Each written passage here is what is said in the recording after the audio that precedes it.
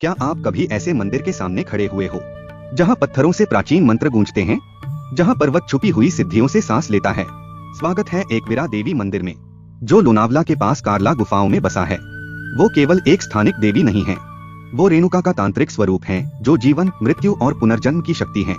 पर एकवीरा को समझने के लिए तुम्हें पीछे लौटना होगा, उस भुला दिए गए तप्त मूल में जहां से वो प्रकट हुई।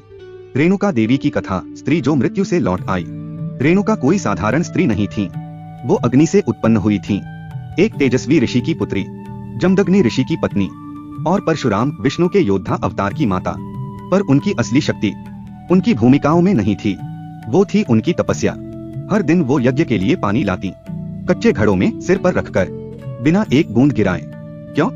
क्योंकि उनका मन स्थिर था, उनकी आभा पवित्र थी और उनका आत्मनियंत्रण पूर्ण था। लेकिन एक दिन उनके विचार भटक गए। एक क्षण के लिए उन्होंने कुछ गंधर्वों को स्नान करते देखा, घड़ा टूट गया, उनकी स्थिरता टूटी और साथ ही उनके पति का क्रोध जागा। जमदग्नि ने योगिक क्रोध में परशुराम को आज्ञा दी, अपनी माता का सिर काट दो, और परशुराम ने आज्ञा मानी। लेकिन ये कहानी क्रूरता की नहीं है, ये है आध्यात्मिक पारगमन की कथा। क्योंकि जब बाद में जमदग्नि ने वरदान मांगने को कहा, तो परशुराम ने अपनी माता का जीवन लौटाने का वर मांगा, और मृत्यु से वह लौटी, पर एक सामान्य स्त्री के रूप में नहीं।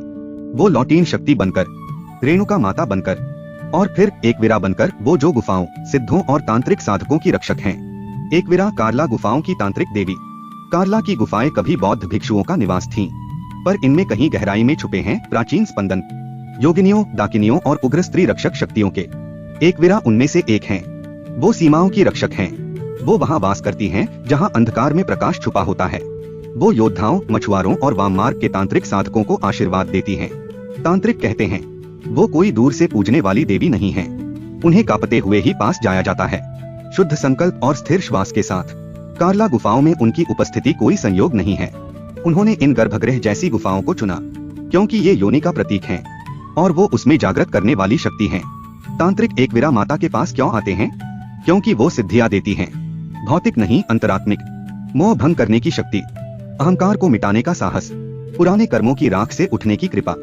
उनका मंत्र ऊंचा नहीं होता, वो पत्थरों के बीच से फुसफुसाता है, केवल स्थिर हृदय वाले उसे सुन सकते हैं। चैत्र और आश्विन नवरात्रि में हजारों लोग उन सीढ़ियों को चढ़ते हैं, पर कम लोग जानते हैं यह वही स्थान है जहां नाथ योगियों ने साधना की थी, जहां मुद्रा, यंत्र और प्राणविद्या पत्थरों में गूंजती थी।